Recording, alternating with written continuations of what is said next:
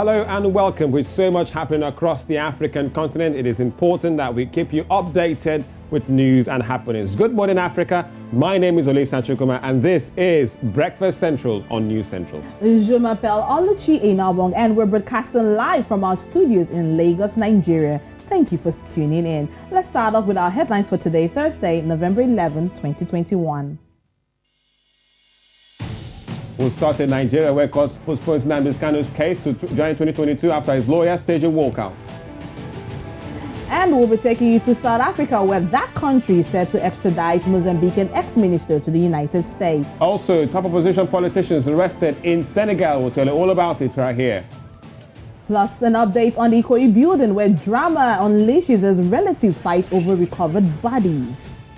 Plus, we'll look at the front pages of different African daily newspapers right here on Breakfast Central on News Central.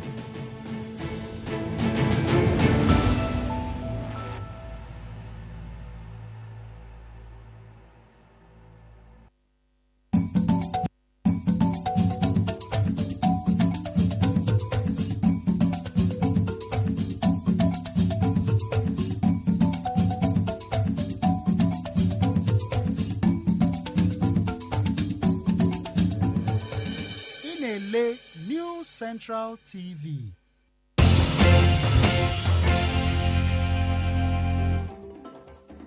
Many thanks for joining us on the program today. You can follow us on all socials. We're at News Central TV on Facebook, on Instagram, and you can check us out if you live outside Nigeria as well on Twitter. We're going straight into the stories that are making the front pages of the dailies for today. And it seems that this was starting in Nigeria. Yes, we're starting with first news paper in Nigeria this morning, Thursday, November the 11th, 2021. And there's a picture there of the Vice President of Nigeria, YEMI OSINBAJO, and it says, hunger, federal government and states to introduce Operation Feed Yourself, says OSINBAJO. Wow, Operation Feed Yourself. Question mark, many will say how. Also, there bandits invade Katsina community, kill 13, injure scores. And at the top of the paper, Anambra election, the fallout, it says the records records the lowest turnout in history, according to survey. When you look at the results as we had them yesterday, you might have to put take that one perhaps quite true. So the survey says the Anambra election had the lowest turnout in history. Also on the front page, the NNAMDI lawyer walkout on of judge. We'll talk about that much later in the morning program here. Senate approves $6.2 billion loan for Buhari. And many will say borrowing again, central question. And interesting one there says, I once dated a bus driver, says Otedola's daughter. Which one? That is the big question. The DJ or the fashionista? We'll find out more on the front page and inside the first news in Nigeria. Still in Nigeria, we're looking at another paper. We're looking at the Daily Independent this morning. And from page 4 of the Daily Independent, it says, inflation may shoot up as year winds down. This is coming from analysts. Inflation may shoot up as year winds down. That's on page 4 of the Daily Independent this morning. Now you can see this picture here. This was taken just yesterday in Abuja. Activists demanding for the exoneration of Ogoni leader, the late Ken Saro-Wiwa, and 8 others that were killed by late Sani Abacha-led military regime 26 years ago. And this demand was done at the National Assembly just yesterday in Abuja. You can see Shawari here also with some other people who were all for this cause. But there's more details on that in the Daily Independent. Now, page 6, KANU'S lawyers stage walkout as court adjourns trial. That's on page 6. And looking down here, it talks about the APC convention. Why governors won't determine who becomes national chairman. That's on page 7 of the Daily Independent. The very last one, the upper right-hand part, is looking at the educational sector. Earned allowances sharing formula. Stakeholders warn ASU, NASU, SANU against strike. Say strike causing harm to public university education. That's on page 5 of the Daily Independent in Nigeria. We can go to the citizen in Tanzania for our next paper this morning. So it says, according to the government, fraud is what's hurting water bodies. Now, the story says that Water Minister Juma Aweso dismisses claims that up to 48% of water is being lost due to rundown infrastructure, saying illegal connections are the main problems affecting water authorities across the country. And there's a bit of an infographic about the problems there with the bills that 8.8 billion shillings in terms of the cost and 48% loss. Also at the bottom left there, U.S. envoy wishes to see Zanzibar-style cooperation on the mainland, and Vice President says 5 ways local researchers can help spur growth. Also, Mbarawa warns officials by bypassing airport security. All that and more on the front page in Tanzania, the Citizen paper. Now let's move on to the Daily Nation, the very last paper for this morning. And the Daily Nation is talking about politics once again. 2022. It says IEBC shocker for Uhuru Ruto rally. You can see here the big flop, the primaries, recourse, who signs. All of that you can go to page 3 of the Daily Nation. Now you can see this picture here, that's on page 4. Shame as Ruto is attacked in Kisumu. That's what Kisumu, I beg your pardon, that's what it says here. That's on page 5. The Deputy President William Ruto, he flees. You can see the picture here where he's actually running from the rowdy youth who stoned his motorcade just yesterday. Very sad one, but you can go to page 4 for more on that. It says here on page 10, companies sign up on initiative to end graft in private sector. And on page 6, signs of recovery as economy grows. Now it says Kenya's economy grew by 10% year on year in the second quarter of 2021. Right, so there you have it for the front pages today. November 11th is a Thursday morning. This is Breakfast Central on News Central. Oluchi and Olisa are with you. Well, up next is our top stories.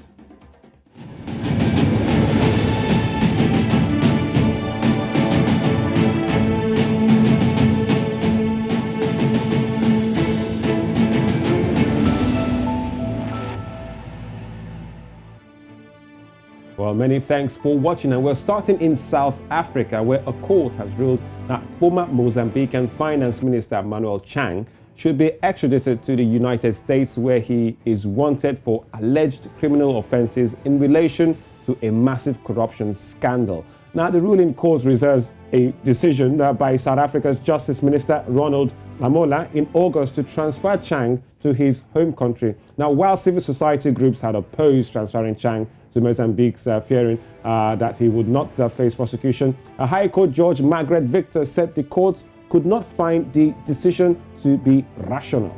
The former minister has been in detention in South Africa since 2018 on a U.S. arrest warrant for conspiracy to commit wire fraud, securities fraud, and money laundering of over $2.7 billion, which the government borrowed to set up a sophisticated tuna industry to buy trawlers and military patrol boats. Meanwhile, 66-year-old Chang, who was arrested at the request of the U.S., where investors were affected by the scandal, has denied accepting $7 million in bribes. All right, so we'll follow that story to see if a court in South Africa can extradite a former Mozambican finance minister to the United States. Right. Still staying with judicial matters, we have 2 Senegalese opposition figures have been arrested as violence broke out over a high-profile court case involving one of them. Now, police officers in the capital Dakar clashed with supporters of Barthélemy Diaz and Ousmane Sonko, who are both strong critics of President Macky Sall. Hundreds of people accompanied them to the appeals court for a hearing on Diaz's conviction for a fatal shooting in 2011, even as he has accused the authorities of sabotaging his attempt to run for city mayor. Earlier this year, at least 12 people were killed when violence broke out after Sonko was charged with rape, which he denied, calling it an aim to block his bid to run for president.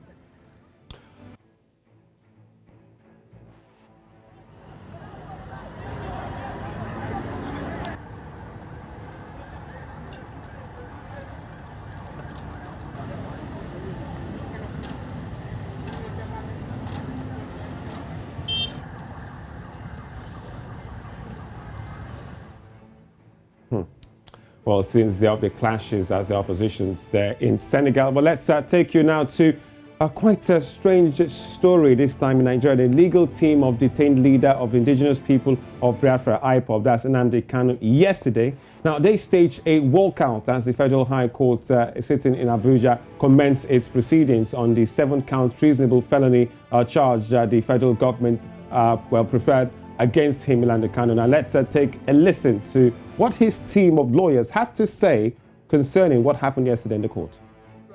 Let me just make it very clear. Ohanese delegation came to this court. The traditional rulers sent a large delegation to this proceeding. The former governor of Anambra is here. All of them are outside the gates, being harassed and being disgraced, and I've been standing for 2 hours. I'm talking of men in their 80s, some in their 90s. I am the lawyer to Ohanese. I am outside, and I could not go in. So, where is the justice of this case? Where is the trial? I was brought up to learn that a judge sits independently, and that justice must not only be done, but must be seen by all to have been done. So today, there is a problem. It can't be done. This is not a political. You can't adjourn the case without being discussed. So. And when we are here, it can't be done. She could have just adjourned it for 1 week. Why did you come out? She's supposed to hear from us. She's supposed to hear from us before adjourning the case. We are here. The courts are here. We are just outside the door, and we were locked out. Here. And our books and law reports, our bags are inside the court right here. And the courts are where we are outside the court door. You have simply someone giving the letters to their process. That's the matter. And said the court was locked. So basically, we were locked. Well, that's the drama we witnessed yesterday at the Federal High Court in Abuja. So just watch that clip of a group of, counsel legal team to NNAMDI coming out to express their displeasure over the refusal by the Department of State Service, that's DSS, from allowing them be in the court premises or inside the court during the proceedings. Now, in a short ruling, though, Justice Nyako expressed a displeasure over the conduct of Nnamdi Kanu's legal counsel. She also came out to give some information about. She also came out to say that she has declined the dismissal of the case, but the case has been adjourned to January 19 and January 20 of 2022 for trial. Now we have joining us constitutional lawyer and public affairs analyst, Barrister C.C. Chukwudi. Many thanks for joining the program, Barrister. Now the trial of Nnamdi Kanu has been adjourned to January 19 and 20 of next year. What do you make of this? Good morning. I am pleased for having me this morning. I want to say categorically that adjournment was totally uncalled for, particularly considering the nature of the case and the public interest attached thereto. It is a criminal proceeding which, under our law and the current position of the law, which allows for expeditious trial and the hearing of criminal matters in Nigeria. Just about 2 weeks ago, the Chief Judge of the Federal High Court published a practice direction which states clearly that there must be an expeditious trial of criminal cases over and above other cases which may be pending before the Honorable Court. The same was also adopted by the Chief Judge of Nigeria when he was deciding and presiding as the chairman of NJC. So that particular adjournment from November till January 2022 is totally uncalled for, and particularly against the tenets of the requirement of the expeditious trial proceedings, which ought to be accorded to criminal proceedings generally. So indeed, we look at it as something that is orchestrated by non-granting the proper fair hearing and not giving the proper attention to a sensitive case as the case of Nnamdi Kanu. So that is what I make of it. All right, Barrister Chukwudi, you were a legal luminary yourself. Let's listen to this from one of the lawyers of Nnamdi Kanu yesterday in court. Let's listen to this. It's enshrined in the Nigerian Constitution. It's enshrined in the International Covenant on Civil and Political Rights. It's enshrined in the Universal Declaration of Human Rights. It's a basic principle of civilization. If you're accused of a crime, you have a right to counsel. And he's been denied access to me 5 times. And I'm here not to be an irritant. There are huge international law issues that are present in Nnamdi Kanu's case. You all know this kidnapping in Kenya, the extraordinary rendition to Nigeria just being one of them. So I'm here because I'm an international law expert to provide more enlightenment on what legal issues are present here. I'm not here to just try to create a problem or to create some kind of irritation. And yet I've been denied 5 times. What am I a threat about? I have not acted in any way that's disruptive. I've been courteous, provided identity that they've asked for, And every single occasion, Mr. Fine, you can't visit him. It's clear. All right, Barrister Chukwudi, I'm sure you're quite familiar with Bruce Fein, one of the lead counsels to NNAMDI Kanu and other his lawyers who were there yesterday after they staged that walkout. You are also a lawyer yourself. What do you make of his comments, Bruce Fein, not being denied access to his client and others, even staging the walkout yesterday? Where do we go from here from a legal perspective, in your opinion? In my well-considered opinion, I think it is enshrined in our constitution that a person who is being tried or charged for criminal offense has the right of the counsel of his choice, particularly when that offense is a capital offense. He has the right to be provided for a counsel, and he has the right of his counsel of his choice. We can look at it from the provisions of the 1999 Constitution as it is contained in Section 36 of our 1999 Constitution. It's a ground and a fundamental proceeding. In fact, when an accused person has no counsel, and considering the magnitude of the offense, he is deemed to have been denied fair hearing. That is to say that. Now, in considering the position of the foreign lawyer, let me also say, so to say, that if the right to a counsel is subject to the position that that person must be qualified under our Nigerian law to practice.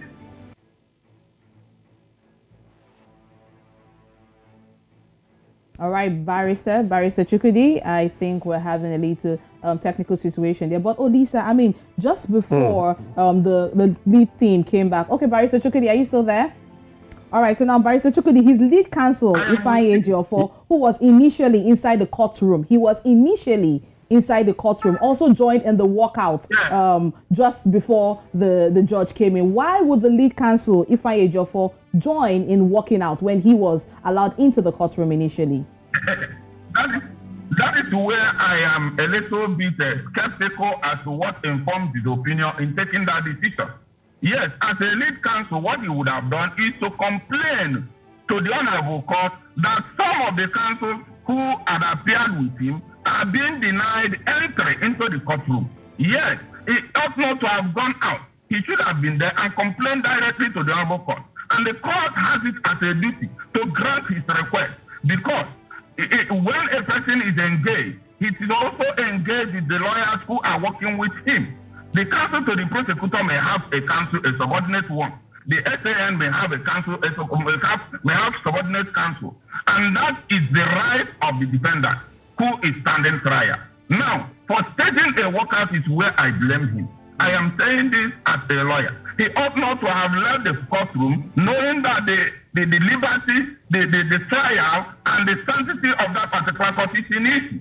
So it means that he ought to be in court and then complain to that honorable court that there is an obstruction of members of his legal team from coming into the honorable court. And the court can take that particular decision by allowing those persons to come in, not for him to stage a walkout, because there were sensitive motions which he had already filed. Right. Barrister, we need to listen to what the lead counsel, that's IFEANYI EJIOFOR. We have this video of what he had to say concerning what happened yesterday. Let's take a look. So ordinarily, the court should have caught our attention. Come, EJIOFOR, let me listen to you. What is going on here? We have more than 8 or 10 officials of SSS inside the court here. The AG, DPP was represented, is also in court, with about 7 lawyers there in court or so for the federal government. They said they can only allow about 5 persons only. And we're more than 7 or 8 of us here. We have people representing several groups in here, lawyers. Bruce Fein came in all the way from the US. English and NNAMDI attorney in US and also IPOB attorney. So I've not seen such thing. So the ideal thing for us to do is to go back and re-strategize. Obviously, I don't think we are going to continue with this course. Most likely, we're going to take it off from there, because the court, by virtue of what transpired today, I don't think we still have implicit confidence. All right, Barrister Chukwudi, we just listened to Councillor IFEANYI EJIOFOR himself. Are you satisfied with what he said about the reasons why he also had to follow suit with the walkout? I listened to. No, I am not. I am not satisfied with his position, because according to him, from what I heard he say, is that there were about 5 counsel already inside the court. And then he is agitating that there are other interest groups, people from United States and people from Ohanese, and other people who have come to join by virtue of their lawyers. The question is, the business of that particular day, is it the business that those other lawyers can be called up to address? And the answer is no. It is his motion which is pending before the Honorable Court that he came to address. Granted that no lawyer can be restricted from entering into the courtroom because the trial ought to be in public, and court should be a public place where anybody can come in, provided of course you are still within the rules and regulations governing the courtrooms. So the lawyers cannot be restricted from coming into the courtroom, so also is the audience. But the point remains that the business of the day revolves around EJIOFOR and his team of lawyers who were already inside the court and should have carried on with the business of the day.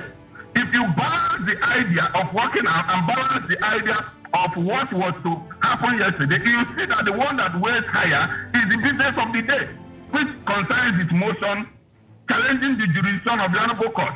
And I sincerely say that he should not have worked out. All he should have done is to proceed and make his complaints clearly before the Honorable Court, so that in the next occasion or during the proceeding, the court may correct the position. But that does not seem so far to grant him that particular temerity to work out from the Honorable Court when he is already inside the court with his team of lawyers. Because the motion ought to be argued will be the motion which is filed, the motion which is challenging the court, and probably a motion for bail. And those motions are ripe for hearing. And you can imagine what happened. The counsel on the other side, which is the prosecuting authority, asked for the dismissal of that particular motion because he appears that NNAMDI lawyer was not ready for the proceedings. So it is a technical approach which he misfired. But we are saying that the Honorable Court ought to be informed that lawyers are at liberty, complete latitude, to be in the court, irrespective of whose trial is going on. Right. Well, Barrister Chukwudi, always such a delight to have you on the program to really break down this from a legal perspective, analysis and insight. Well, thank you once again, Barrister C.C. Chukwudi, constitutional lawyer and public affairs analyst, for coming right here on Breakfast Central. So we wait January 19th and 20th next year when we'll have NNAMDI Kanu once again in court. Thank you very much. It is my pleasure. Thank you. All right, you're still watching Breakfast Central. More top stories coming your way.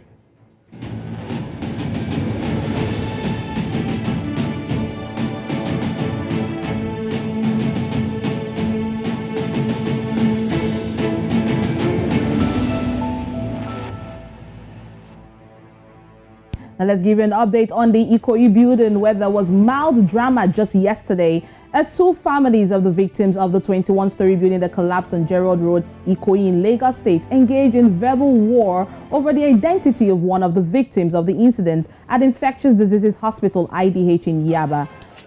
Now, the dispute erupted at the point of cross-examination of the body to match the description of the female victim in question as presented by her family. But another family member who was observing the process at the time was said to have cried out that the body belongs to her family. Addressing the matter, officials of the IDH resolved that all families must submit their blood samples and collect the results before the victims could be identified and retrieved. Meanwhile, some family members have complained about identifying bodies recovered on time due to mutilation, making it difficult for easy identification, except for medical examinations like DNA.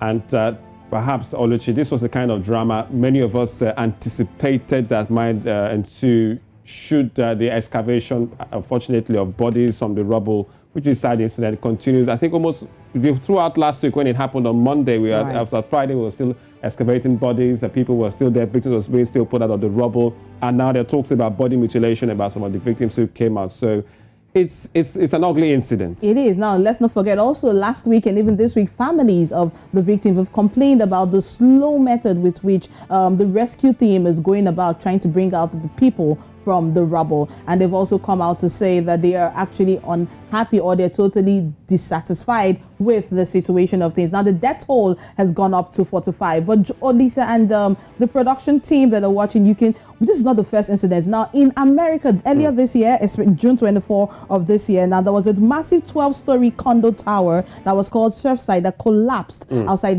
Miami. And they had a lot of rescue team. Not only did they have humans also searching for bodies, they had the canines Olisa. Now, a lot of the families are coming out to say, why don't we have rescue teams, different kinds of rescue teams, be it the dogs, the sniff dogs coming out to also help that's also in important. Ensuring that more bodies are even recovered. As last week, I remember even doing our newsroom, our groups were chatting about, there was talking about, yes, DNA will be needed if the mutilation continues as they are trying to excavate bodies. And I'm like, how many DNA samples do you have to submit? How many families will be allowed will submit? How many matches do you have to make? The time to get the results back. The DNA results. Because the families of these victims, victims of these families, basically, they need closure right now. Good thing at least it looks like the government has told them to come identify their bodies at that particular hospital, the infectious disease hospital in Yaba. At least there's a place where you go if you have someone who's related or has been involved in that incident as it happened there. You can go there. But they talk about two families now,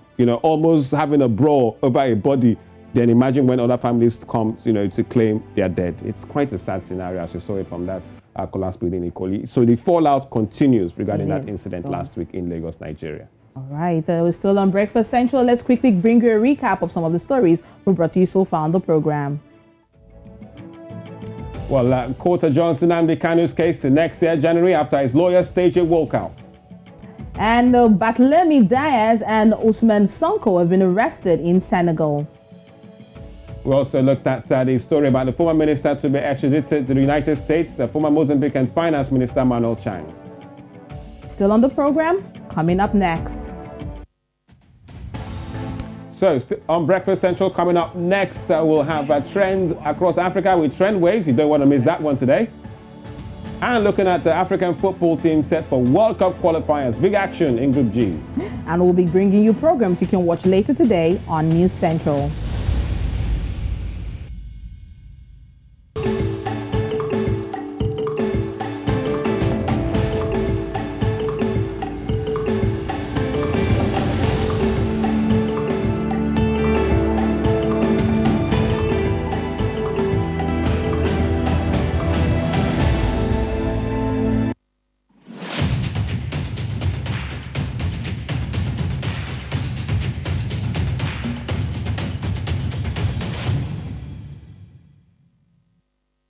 Many thanks for watching. This is Breakfast Central on News Central. Now, when it comes to stories that are making the wave and are trending, we always have Elizabeth Musa to give us the latest when it comes to social media trend wave. Good morning, Elizabeth. Tell us what's going on in trend wave this morning.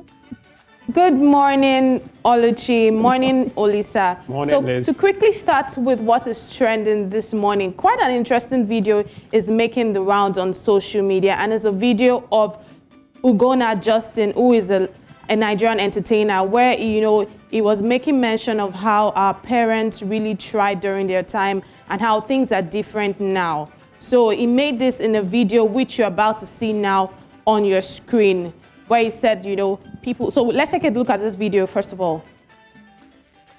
I spent 4.5 years in college. 30, 60. That is more than $100,000 US. Ask my father, see, how did you do it? He said he was saving, he was having priorities. Me, I don't buy shoe. Well, I don't buy shoe. Now I want to get 2 children, just 2 children. If I just have 2 children like this now, I'll treat them like shoe. No. No, if I just have 2 children, it's fine. It's fine. Let them come at the same time. No, because one will come. Another one will come later. No, come at the same time, twins. So that I know the problem I have is double homicide. I'll attack it, the right way. But damn, man, we owe our parents a whole lot. I'm not even going to lie to you, man. Like, if I make it in this life, my parents will end. So you've watched that video and you quite can see and hear so many of the things he said in the video. So many of the things Justin said are quite relatable to the younger generation, if you ask me. And then it makes you ask a question: why was prioritizing easier then than now? And I also asked myself a question when I came across this video. I thought to myself, was the older generation even much selfless than this younger generation? Take, for instance, the shoe example where Justin gave, where it says if he, whenever he makes a certain amount of money, the next thing they're thinking about is buying shoes. And it just says a lot about how the younger generation thinks, everything, next thing you think about is instant gratification. So there's just so many questions when the video sounds funny, but it actually has a very strong message. Olisa, Oluchi, what do you have to say about this? No surprise that it's making the rounds. And I'm sure lots of people have been interacting with that video on social media, right, Liz, I suppose? Definitely. A whole lot of people have been reacting. I mean, it's relatable to me because I have 2 children. And when it's school fees term, every September, I know I'm not the only one who has this pepper body stammer. Or, you know, you get curious, you get anxious and you're worried on how to, if you're even enough as a mom or a dad to raise children, if you're befitting to take on that responsibility, it is a huge one. And I give kudos to our parents, our forefathers. They had 11, they had 9, they had 15. We're looking at 2, and I'm being listen, so what's Justin's point here? Is he talking about generational gap? He's trying to say that perhaps maybe modern parents don't do the same, like what their parents did for them? Basically what Justin is saying is, during our parents' time, they had even much more children. They had probably lesser than what we're earning now, and they were able to do a whole lot more with it. Build houses, take us to school, do a lot of things, even help their family members. But our generation, we have that same amount of money, probably even earning multiple times more, but we're just doing little with it. I don't know if it's the social media lifestyle or keeping up with the Joneses and all that, but it's just talking about the difference in time. And right now, most people are talking about just giving birth to 2 children. Our parents had like 5 children, 10 children, and they were doing a whole lot, even sending us out of the country to school. That's what Justin is saying. So he's saying he gives kudos to his parents, and then when he makes a lot of money, it's definitely going to take care of them. All right, so priorities set in place. No more buying of shoes, right? And no more comparing children to shoes. All right, Liz, what's still going on Trendwaves? Of course, we're still staying in Nigeria, where the Vice President YEMI OSINBAJO says that the federal government and state governments are designing an Operation Feed Yourself initiative. This initiative is meant to encourage the establishment of urban farms and small home gardens as part of other efforts to address malnutrition and related challenges in the country. Now, this announcement was made on Monday at a meeting on nutrition, which had governors, the United Nations Secretary General, Mrs. Amina Mohammed, representatives of the UNICEF, and other notable people in attendance. According to a statement by the VP spokesman, Laolu Akonde, the plan for the Operation Feed Yourself is one of 3 major plans arising from the UN-backed Food Systems Dialogue to advance the fight against malnutrition. Since this announcement was made, more reactions have trailed it, and we're going to check out some of these reactions that people have made on social media. But what I want to note from this is it will be interesting to see how this will turn out. Now, you can see a reaction from Ms. Kifo. She says, coming from a government that spends over 30 billion to import the same coconut that grows without permission in people's houses and lands, she's definitely not having any of this. And we have more reactions from people on that on social media. But it will be quite interesting to see how these urban farms will turn out. Let's take a look at some more reactions that people are making on this on social media before we. So that's one from Suchi Adaize. Suchi says, in a digital age, my country's government is encouraging subsistence agriculture when other countries are automating agriculture processes. Who cursed us? And then she's shedding tears. And then that's God favorite Awele. She says, have you been feeding us before? You can only tension naive citizens. We don't care anymore. Our suffering absorption part is on full J. That's really strong statement. Then Brother Henry says, which one is Operation Feed Yourself again? Now they feed me before. So that's how people are reacting to this particular thing on social media. But it's interesting to see how the government intends to operate these urban farms and gardens. Hopefully money doesn't get siphoned in the process. And this reminds me of the time when some programs were introduced by the government and weren't quite executed properly, and they didn't turn out the way we expected. For example, the school feeding program. We also had not so long ago the COVID-19 palliative fund, where even the finance minister Zainab Ahmed said she went around ensuring that it was properly distributed. But I don't know if you, Olisa, Oluchi, I don't know if you received any palliative fund. Did you receive? What? Well, where? How? I shall learn the palliative dance. But Liz, thanks so much for bringing this to us, because we saw that in the morning paper. I think the first news where it was all about Vice President OSINBAJO announcing the Feed Yourself, initiative. We were asking, okay, so what is the central theme here? So it's all about urban farms and homestead gardens. Yes. Well, I think this perhaps paints the picture, explains why, and it's gone on to trend in social media around Nigeria. Absolutely. But you see, Joe, I keep calling you Olisa Joe. I don't know why. Joe, stop smiling. I know you're there smiling. But Olisa and Elizabeth, I mean, looking at it, you're telling us to have gardens. I don't think the VP is living in Nigeria. Has he seen the spaces in Lagos? Has he seen our apartments? Where are there spaces? Does he know where we park our cars? Where are we going to have those gardens? Urban farms. It doesn't have to be something really large. I can't wait to actually have Elizabeth, something there like is this. no space in some houses even to put a sleepers outside your door. It's called Face Me, I Slap You for a reason. Hope you know. It might be general gardens. What do you think? But Then my own tomato, you eat my own tomato. As for this initiative, is it like the government's going to be rolling out some funds to help people to support them with this, home gardens or backyard farm, urban farming? You never know. You never know. We don't know. So we'll definitely follow up on this.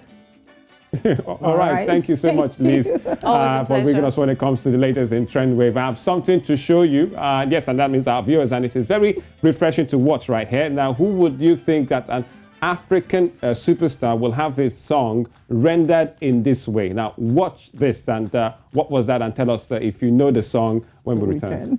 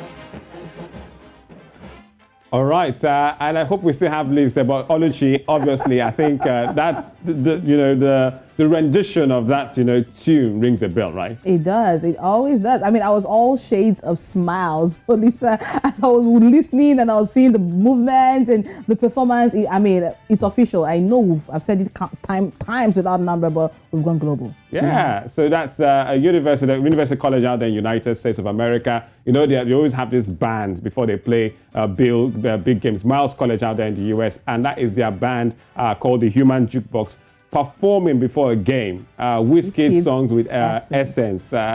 What's the name of the song again?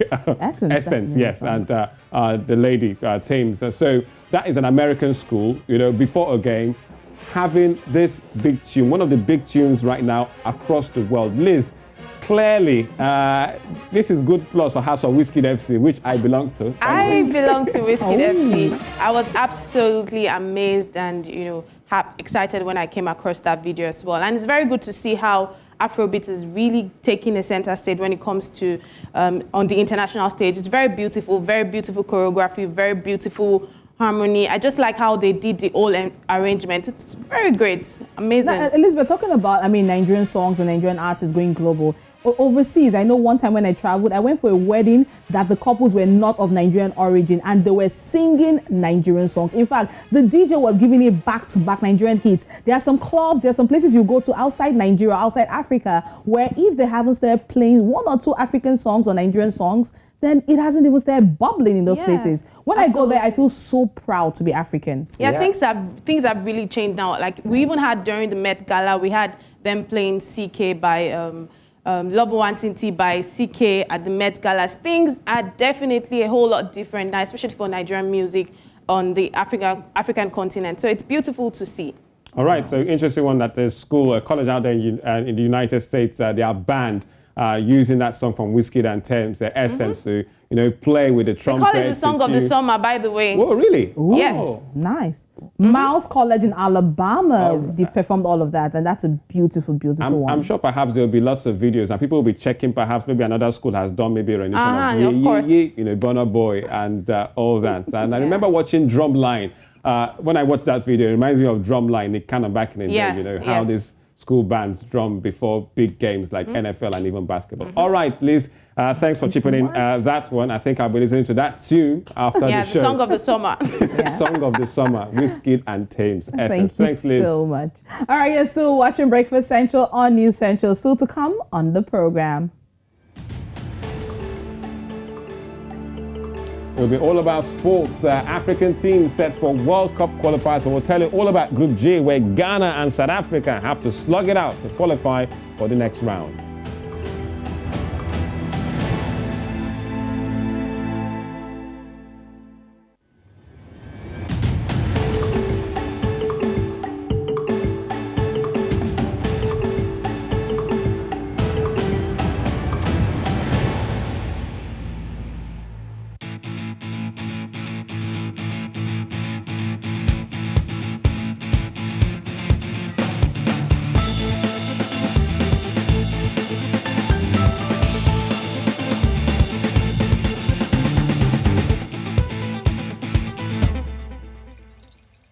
While you're still watching Breakfast Central on News Central, some sporting updates for you. It's the international break, which means that national team football resumes today around the continent of Africa, but all eyes will be in Group G. Yes, as we see African teams set to for action, where South Africa have a 1-point advantage over Ghana, with the latter who lost to 1-0 to South Africa in September, while hosting Bafana in the final round. Lots to talk about Coach Hugo Bruce, the coach of Bafana. But the Black Stars of Ghana, though, they are in Johannesburg, South Africa as we speak. They play Ethiopia later today, while South Africa, who are chasing their first World Cup since hosting it back in 2010, they host Zimbabwe prior to the clash against Ghana, who lost qualified for the World Cup back in 2014. But the Black Stars, though, we hear they'll be without the man from Arsenal, Thomas Partey, who scored in both their qualifiers against Zimbabwe last month due to injury. So let's check out some of the fixtures for you today around Africa. Matches to expect, World Cup qualifiers, so bring out your national team jerseys and represent your team. Now, the Cranes of Uganda take on the Harambee Stars of Kenya. Rwanda against the Eagles of Mali. That's also in Group E. Ethiopia against Ghana. South Africa, Zimbabwe in Group G. That's where all eyes will be on. Congo against Namibia in Group H. Togo against Senegal, who have already qualified, while Tanzania take on DR Congo and Benin take on Madagascar. Well, away from Africa, let's look at Europe. There'll be other fixtures to watch out for today in the European qualifiers. Matches involving the likes of Portugal. They'll also be busy for that game. Luxembourg against Azerbaijan, Ireland against Portugal, Georgia, Sweden, Greece against Spain, Russia against Cyprus, Malta against Croatia. There's still more football to expect here in Europe. Slovakia, Slovenia, Armenia against North Macedonia. Germany have qualified already for the World Cup. Officially, they take on Liechtenstein, while Romania in that same group take on Iceland. Well, still on sports, there's quite a strange story this time. It's all about a PSG player, Aminata Diallo. Now, we hear she was arrested yesterday by French police in the country. She's been arrested as part of an investigation into an attack on teammates on November the 4th this year. She's 26, Aminata Diallo. She was arrested yesterday morning, and reports in France suggest that that one assaulted player was Kira Hamhouri, who is her teammate, who was allegedly dragged out of her car by two masked individuals to beat her leg. So they are saying she's involved in the masked men attacking her teammates and beating her legs. This is quite huge. You're asking, why would you do that to your teammate, according to the reports it's suggesting here? Now, in a statement, the club said they were working with police to shed light on the facts of the matter. Was it a case of trying to fight for first team shirt, that if I want to play first, I have to attack my teammates, sending people there? But it's all still alleged, but she's been arrested by French police. There'll be lots to come much later on that issue. Well, that's it on sports, but do follow In the Game later today at 10:30 a.m. There'll be lots of analysis into that group involving Ghana and South Africa. All right, and if you're just tuning in, we'll be giving you some of the stories that we've brought to you so far. Let's also not forget that earlier on the program, we talked about how South Africa is set to extradite Mozambican ex-minister, that's Manuel Cheng, to the United States. Well, the future of Manuel Cheng will have to wait to see that one. Extradition perhaps possible. Will it or will not happen from the South African High Court. So also big story today, NNAMDI, KANU'S lawyers staging a walkout in that one. That was the stories we followed. And we talked to Barrister C.C. Chukwumah. He gave us his own insights on perhaps the councillors are walking out there and perhaps maybe not a good thing. But his case has been adjourned to next year, 2022, January 19th and 20th. And we also brought to you the top opposition politicians. Remember those two, BARTHELEMY and OSMANE SONKO. They've been arrested in Senegal following a fight or violence that broke out over a high-profile court case. All right, so it's Breakfast Central on News Central. Well, programs to expect much later today on the station. At 10:30, be all about sports on In the Game. You don't want to miss it. And at 12 p.m. West African time, we'll be bringing you NC News Now. And at 9 p.m. West African time, it will be time for NC Continental Prime, a wrap-up of all the day's news.